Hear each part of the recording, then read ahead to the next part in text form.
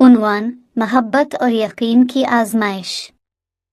शहर के एक पुराने इलाके में, जहाँ की गलियां अभी तक मिट्टी की हैं और मकानात की छतों पर छोटे परिंदे चहचहाते हैं, वहाँ आरिफ और ज़ैनब की कहानी का आगाज हुआ।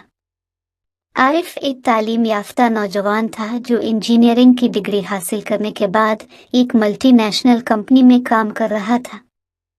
ज़ैनब, जो कि आरिफ की कजिन थी, ने उर्दू अदब में मास्टर्स किया था और स्कूल में पढ़ाती थी। आरिफ और ज़ैनब की शादी खानदान की मर्जी से हुई थी, लेकिन जल्द ही दोनों के दरमियान मोहब्बत पैदा हो गई। उनकी शादी में 1 साल मुकम्मल होने वाला था और दोनों अपनी जिंदगी से बहुत खुश थे।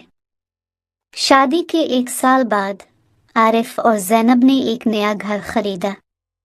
ये घर उनके ख्वाबों का घर था, जहां दोनों ने अपनी मोहब्बत और खुशियों के लम्हात गुजारने का इरादा किया था। मगर ये ख्वाबों का घर जल्द ही उनके लिए एक आजमाइश बनने वाला था। एक दिन जब आरिफ दफ्तर से वापस आया तो उसने ज़ैनब को एक अजीब हालत में पाया। ज़ैनब की आंखें सूजी हुई थीं और वो कुछ बताना चाह रही थी, मगर कुछ कह नहीं पा रही थी। आरिफ ने इसे पुरसुकून किया और पूछा कि क्या हुआ है। ज़ैनब ने धीरे से कहा, आरिफ, मुझे लगता है कि इस घर में कुछ अजीब हो रहा है। रात को कुछ आवाजें आती हैं, जैसे कोई चल रहा हो। आरिफ ने ज़ैनब की बात को हंसकर टाल दिया। ज़ैनब, तुम्हें वहम हो रहा है। ये नया घर है, हमें अभी इसकी आदत डालनी है। मगर ज़ैनब के दिल की बात सच साबित होने वाली थी। चंद दिन बाद आरिफ ने खुद भी रात को अजीब आवाजें सुनी। वो उठकर घर का मुआयना करने लगा, मगर कुछ भी नहीं मिला। ये सिलसिला कुछ दिनों तक जारी रहा। एक रात जब दोनों सो रहे थे, ज़ैनब ने एक बार फिर आवाजें सुनी। वो आरिफ को जगा कर कहने लगी, आरिफ, मुझे लगता है कि हमें इस मामले की हकीकत जाननी होगी।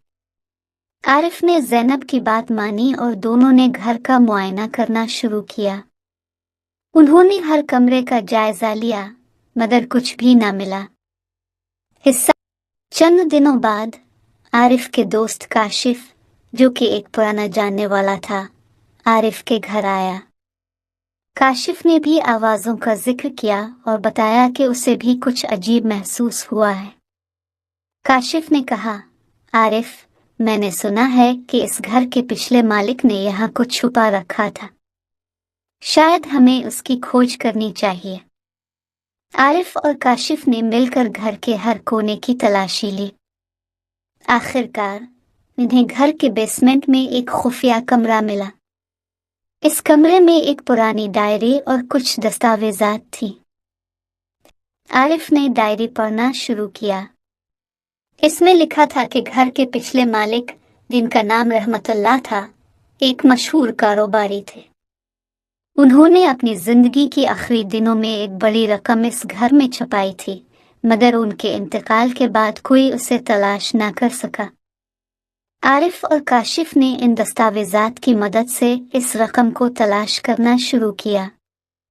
आखिरकार उन्होंने बेसमेंट की एक दीवार के पीछे छुपी हुई रकम को पा लिया। हिस्सा शशुम, मोहब्बत और यकीन की फतह। आरिफ ने ज़ैनब से कहा, ज़ैनब, ये रकम हमारी नहीं है, हमें इसे हलाल तरीके से इस्तेमाल करना होगा। ज़ैनब ने आरिफ की बात मानी और दोनों ने मिलकर इस रकम को खैराती इदारों में दे दिया। उन्होंने इस रकम को यतीम खानों और बेवाओं के लिए इस्तेमाल किया। ये कहानी आरिफ और ज़ैनब की मोहब्बत और यकीन की आजमाइश की कहानी थी। उन्होंने अपनी मोहब्बत को हर मुश्किल में साबित किया, अपने यकीन को बरकरार रखा।